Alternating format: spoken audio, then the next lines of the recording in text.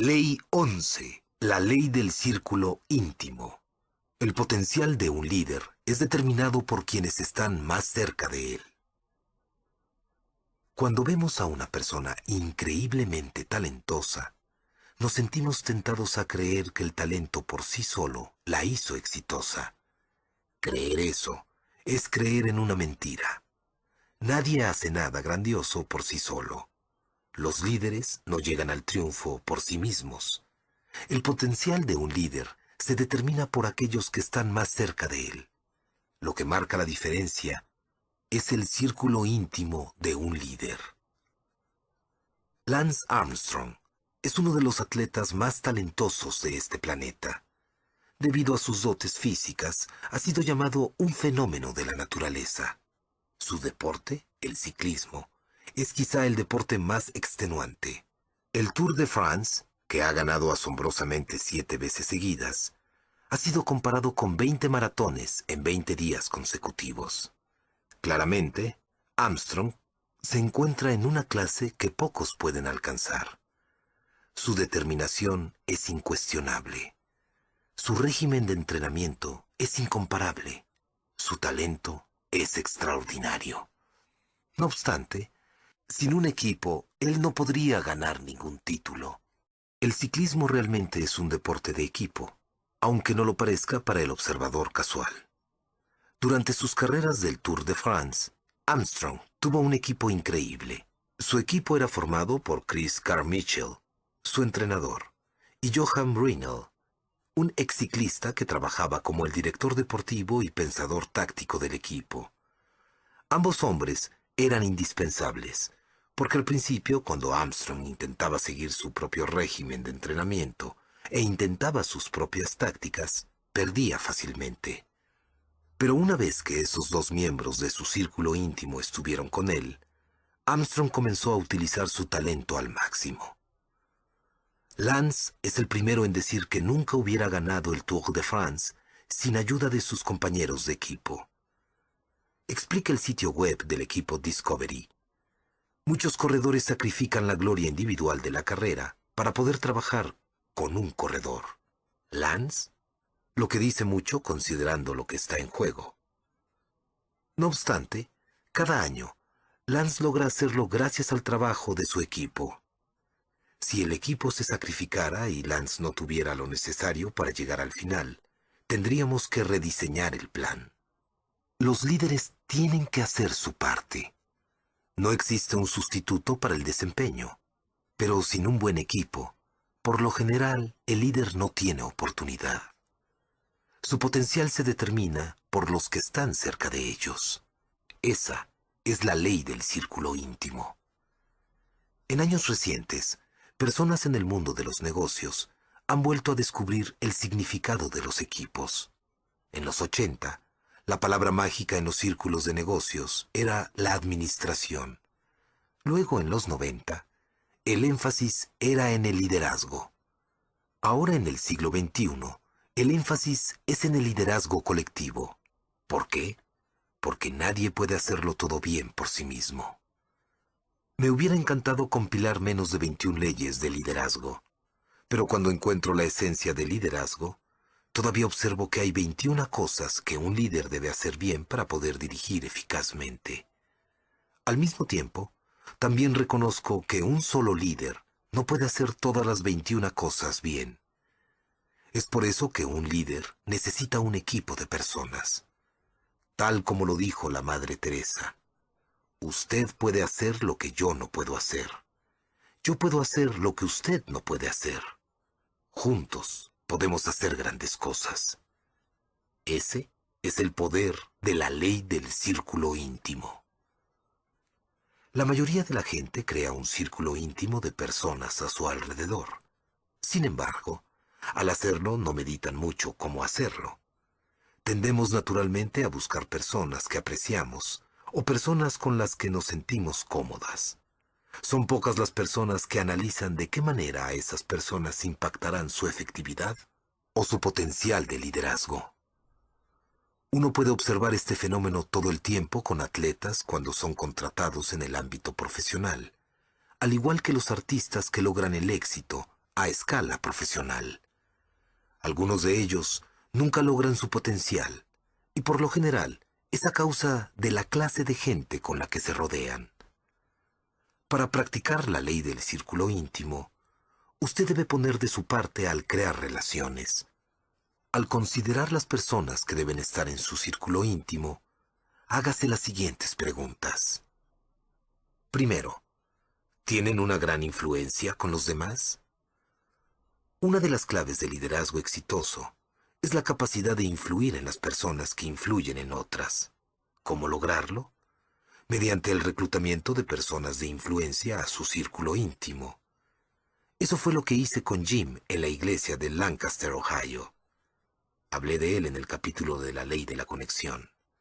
Jim era la persona más influyente de la organización cuando llegué. Al desarrollar una relación con Jim e involucrarlo en mi círculo íntimo, estaba haciendo dos cosas. Primero, comencé a ejercer mi influencia en él. Compartí mis valores, la visión y la filosofía del liderazgo con él. Quería que él fuera un portador de la visión a otras personas en la organización.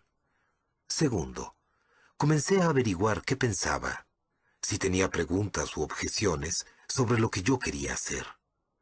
Pude conocerlo e inmediatamente empezar a trabajar con él. Y como él tenía muchos años de experiencia con las personas de la organización, con frecuencia me ayudó a navegar lejos de las explosiones potenciales que yo no conocía. Segundo, ¿traen algo extra al grupo? Debido a mi talento en el liderazgo, por naturaleza atraigo a otros líderes, y también me siento muy atraído a ellos. Se dice que los beisbolistas que saben pegarle bien a la pelota, cuando se reúnen con otros beisbolistas iguales a ellos, se la pasan hablando de béisbol. Lo mismo sucede con los buenos líderes. Cuando se juntan, comparten sus experiencias y sus dudas, además de probar ideas. Pero una de las mejores cosas que he hecho en mi carrera de liderazgo es traer a mi círculo íntimo las personas claves que posean puntos fuertes que contrarresten mis puntos débiles. Una de esas personas es Linda Eggers, mi asistente. Siempre les aconsejo a los ejecutivos jóvenes que la primera persona que deben emplear es su asistente. Yo tengo una gema en Linda. Ella ha trabajado para mí por 20 años. Tiene una capacidad mental increíble para los detalles. No se cansa y tiene la capacidad de anticipar lo que necesito antes de que yo me dé cuenta. Es más, ella me conoce tan bien que puede hablar con los demás en mi nombre, sabiendo cómo respondería a las preguntas el 90% del tiempo. Tercero, ¿me añaden valor a mí y a mi organización?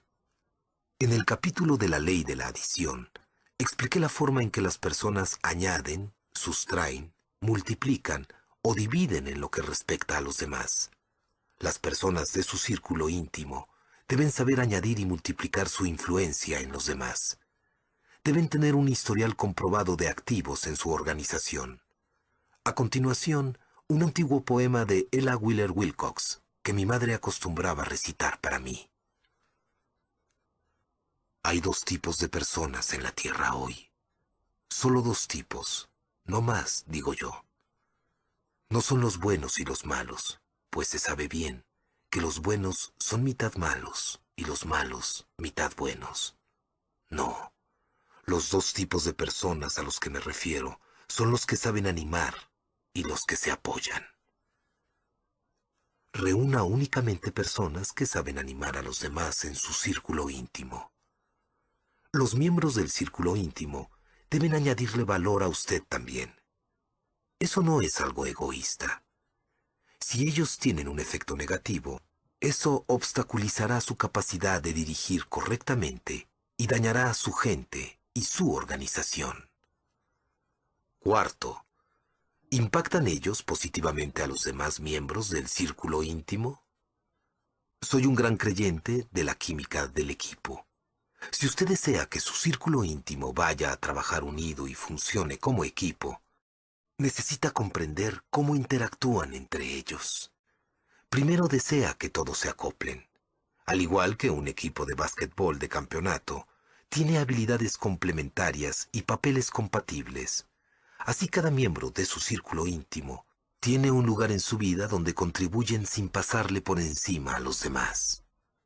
Segundo, usted debe buscar que los miembros de su círculo íntimo se ayuden a mejorar mutuamente, que eleven el nivel de acción de todos en el grupo. A veces eso sucede porque ellos se animan los unos a los otros.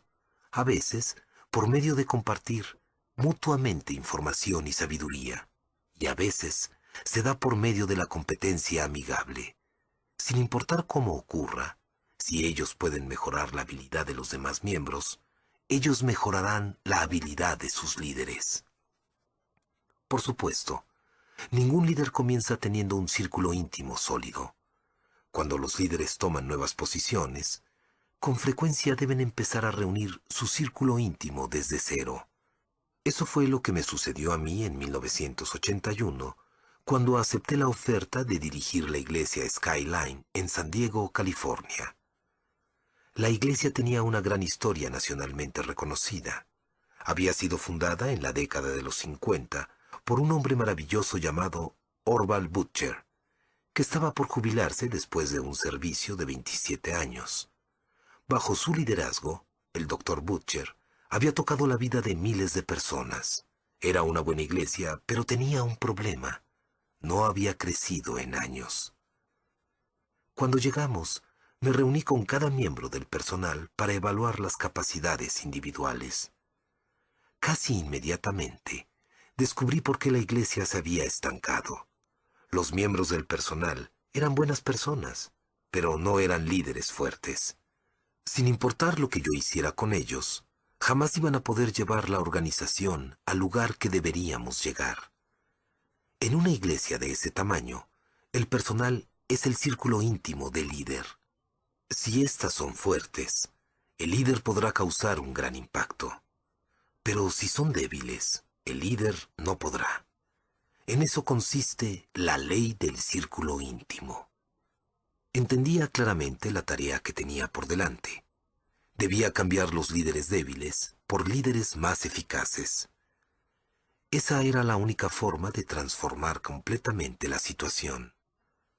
Mentalmente dividí el personal en 3 grupos, según su capacidad de dirigir y de obtener resultados.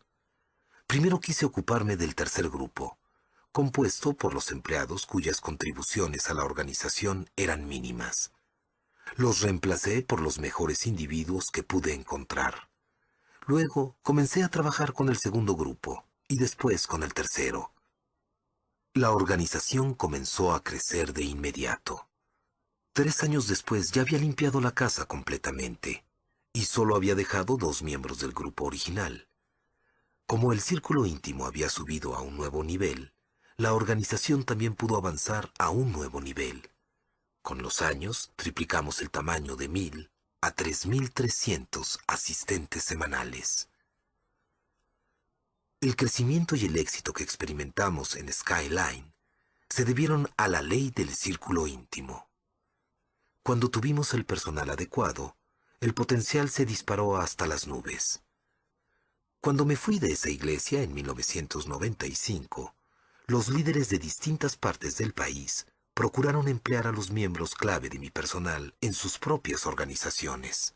Sabían el poder de la ley del círculo íntimo y quisieron emplear a los mejores líderes que pudiesen encontrar para aumentar el potencial de sus organizaciones. Lee Iacocca dice que el éxito no procede de lo que usted sabe, sino de la gente que conoce y de cómo se presenta usted mismo ante cada uno de esos individuos. Hay mucho de cierto en esta afirmación. Si desea aumentar su capacidad y utilizar al máximo su potencial como líder, su primer paso es ser el mejor líder que pueda. Luego rodearse de los mejores líderes que pueda encontrar. Nunca olvide que el potencial de cada líder está determinado por las personas más cercanas a él. Esa es la ley del círculo íntimo. Esa es la única forma en que usted puede alcanzar el nivel más alto posible.